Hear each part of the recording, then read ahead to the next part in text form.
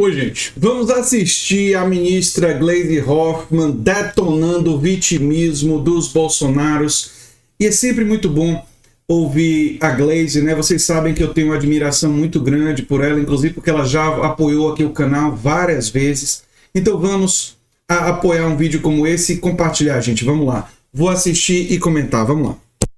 Gleisi Hoffmann, da Secretaria de Relações Institucionais da Presidência da República, fez um desabafo sobre a vitimização de Jair Bolsonaro para conseguir uma prisão domiciliar. Ela ironizou as regalias na cela de Bolsonaro. A vida é interessante, né? Porque eu lembro quando o presidente Lula estava preso, essa gente não queria que tivesse um aquecedor na sala em Curitiba, num frio muito grande, e demoramos muito tempo para conseguir.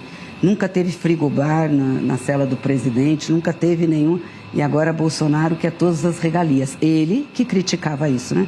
Só estou fazendo esse parênteses, sim, foi um desabafo, tá? Eu que vivi toda aquela situação e agora essa situação sendo colocada, né? Eu acho o seguinte, o Jair Bolsonaro foi condenado, tem uma pena que foi transitada em julgada. Ele teria que estar cumprindo pena num presídio, porque depois de trânsito em julgado da pena é no presídio que você cumpre pena, e o tribunal já foi condescendente, colocou-lo numa cela especial. Eu não vejo nenhuma justificativa para mudá-lo de lá. Ele tem que cumprir a pena conforme a lei determina, a menos que tenha um problema médico, seja uma orientação, mas pelo que eu vi não é isso, é um pedido da família. Então, não vejo razão. A entrevista foi concedida à CNN Brasil, que tentou constranger a ministra citando denúncias contra o filho do presidente Lula. Mas Gleisi não fugiu da pergunta. Olha, Tainá, primeiro dizer o seguinte, que o que o presidente disse é a forma como nós temos conduzido todo esse processo de investigação sobre essas fraudes do INSS. Bom lembrar que a maior parte dos problemas ocorreram no governo do Jair Bolsonaro, não do governo do presidente Lula. Quem iniciou a investigação foi o nosso governo, foi a CGU, depois a Polícia Federal. Investigou e assim que nós soubemos de tudo isso, já tomamos todas as medidas. Hoje, praticamente, quase todos os aposentados que foram lesados já tiveram seu dinheiro devolvido. E para acrescentar, vale a pena lembrar que funcionários da Secretaria da Seguridade Social, né, do INSS, avisaram do escândalo na época do governo Bolsonaro e o governo Bolsonaro não fez nada, ignorou. Mais do que isso, aprovou medidas, o seu Paulo Guedes aprovou medidas que facilitaram a corrupção do INSS. Então, a verdade dos fatos tem que ser restabelecida nesse assunto. Sim, nesse ano, o PT e o governo têm o dever de comunicar à população que o governo Bolsonaro ignorou as denúncias, não investigou, porque eles é que tem que explicar, e que a maior parte das medidas que favoreceram essa corrupção toda foram feitas durante o governo Bolsonaro. E o governo Lula foi quem investigou, está punindo e está ressarcindo os aposentados. Portanto, o escândalo do INSS é um escândalo que favorece o governo Lula e que destrói a extrema-direita para qualquer pessoa com 2 neurônios. Se tiver mais de 2 neurônios, ótimo, porque aí vai ter certeza, né? Se só tiver 2, tem que pelo menos reconhecer a realidade. Agora, se não reconhece a realidade e acha que o escândalo do INSS prejudica o governo Lula, aí me desculpe. Me desculpe, não quero ver no meu canal. Quero distância. Porque gente preconceituosa e estúpida não dá. Não dá. E não vou passar pano, não. Nós estamos falando de uma coisa óbvia. Os técnicos do INSS denunciaram para o governo Bolsonaro no início. E o governo Bolsonaro ignorou. Vocês têm ideia da gravidade disso? Mas enfim. E a Polícia Federal continua investigando e continua levantando, continua prendendo, continua tendo mandado de apreensão e busca. Enfim, o governo nunca interviu nisso. Então, seja quem for, acho que o que o presidente falou continua falado e é a nossa linha. E a nossa linha também na CPMI. O problema da CPMI é o grau de politização, porque daí também é seletiva, né? Não quer investigar ninguém do outro lado, do Jair Bolsonaro. Um monte de requerimentos lá que nós também apresentamos, então vamos investigar a todos e isso também não é aprovado. A gente já alertava para esse nível de politização de uma comissão parlamentar de inquérito sobre o tema. Mas não está adiantando, porque o Zetel, financiador do Bolsonaro, financiador do Tarcísio, já foi preso, está sendo investigado, tem a ver com o Banco Master e tem igrejas também na CPMI, lembra? Na CPMI do INSS, igrejas e pessoal de igreja ligado ao Bolsonaro, porque o Zetel e o André Valadão, né, também estão nesse escândalo aí. Esse pessoal tem explicações a dar à justiça, mas vamos seguir. Então é muito ruim, porque ao invés de o foco ser na investigação que já está sendo feita, né, no âmbito do Executivo, fica nessas disputas políticas de aprovação de requerimentos. Então, acho que isso é muito ruim. Vamos ver como é que retomam os trabalhos agora, mas nós não temos receio de nenhuma investigação, não. A ministra refutou uma suposta chapa pura entre Lula e Haddad para concorrer às eleições deste ano e acrescentou que o presidente está preparado para enfrentar qualquer candidato da oposição. É uma possibilidade, na sua avaliação, que isso tudo seja colocado na mesa diante dessa discussão sobre Haddad ser ou não ser candidato em 26? Nossa, Tainá, tanta conversa que eu nunca ouvi. Mas está todo mundo comentando, ministra. Não estava na mesa de 2030. Pode comentar, mas isso não está na mesa de uma discussão. Até porque não tem razão de você conversar sobre uma eleição agora, condicionando a eleição. A gente não tem governabilidade sobre o processo político.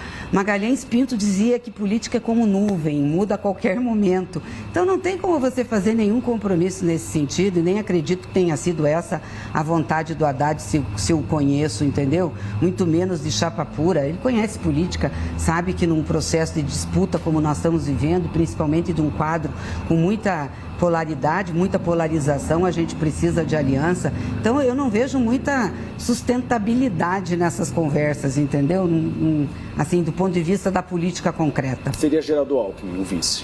Não sei se vai ser Geraldo Alckmin. Ele é o vice, é um excelente vice, adoro ele, com certeza. Acho que deveria, mas isso cabe ao presidente conversar com ele, a conversa entre os partidos PT e PSB e a estratégia que vai ser feita para a disputa eleitoral nacional e em São Paulo. Que cenário seria mais favorável a Lula, Tarcísio ou Flávio? Qualquer um que vier, nós vamos estar preparados para disputar. Gleisi defendeu a candidatura de Haddad ao governo de São Paulo, mas também demonstrou apoio a Simone Tebet. É possível que alguns partidos aí do Centrão possam vir fazer coligação formal conosco. Já aconteceu isso em eleições passadas. Pode acontecer. Mas se não acontecer, também não é grande o problema. A gente sabe das diferenças programáticas desses partidos conosco. Vão acontecer daí as alianças regionais, que já foi uma característica em 22 e que pode ser agora em 26. Ou seja, pela situação regional, a gente faz alianças para as eleições regionais e de apoio do presidente Lula em determinados estados com esses partidos ou com determinados partidos. Nós não vemos grandes problemas em relação a isso, né? Vocês viram aí a Gleisi fechando a porta das especulações sem lógica da mídia corporativa, né? Eu digo sem lógica porque, para mim, é muito claro que Lula vai buscar, como sempre buscou, um vice que seja um vice que tente ampliar o espectro político para ele se colocar na disputa. E o Alckmin foi justamente uma escolha nesse sentido. E se o Alckmin tiver interesse e vontade de continuar, a tendência é que ele continue. Inclusive porque o Alckmin passou a admirar muito a lealdade do Lula, né?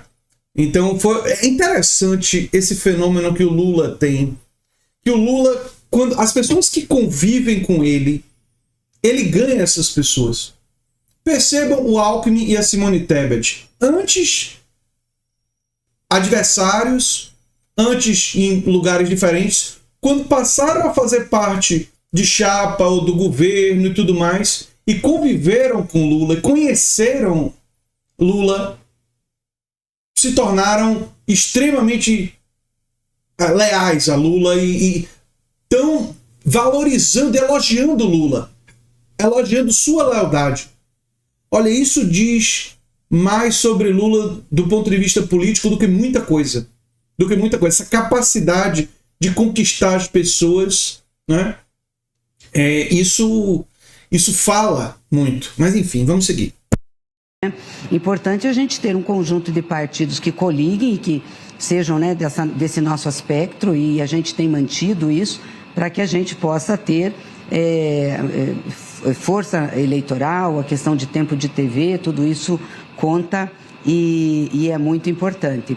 A eleição em São Paulo é uma eleição muito importante. Eu defendo que o ministro Fernando Haddad seja candidato. Obviamente que tem que ver qual é a melhor posição, se governo ou Senado, mas numa eleição onde está em jogo a continuidade de um projeto, todos que participam dele têm a obrigação de lutar por sua continuidade.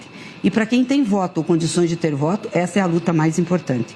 Então eu defendo que todos que estão no governo, que têm condições de ter voto, de disputar, de ganhar uma eleição ou de ajudar o presidente Lula a ser reeleito, tem que ir para o fronte de batalha. Defendo isso, né? Então defendo que o ministro Fernando Haddad vá.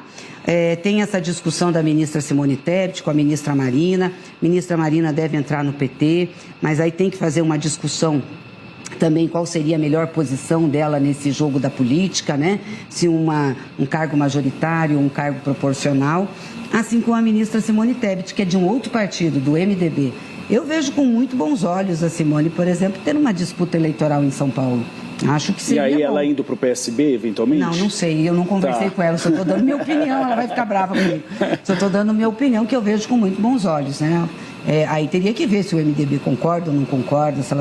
Você vê o cuidado que Gleisi tem, né? E o respeito que ela tem, né? Não é o papel dela ficar dizendo para onde é que a Simone Tebet deve ir. Isso é uma escolha dela.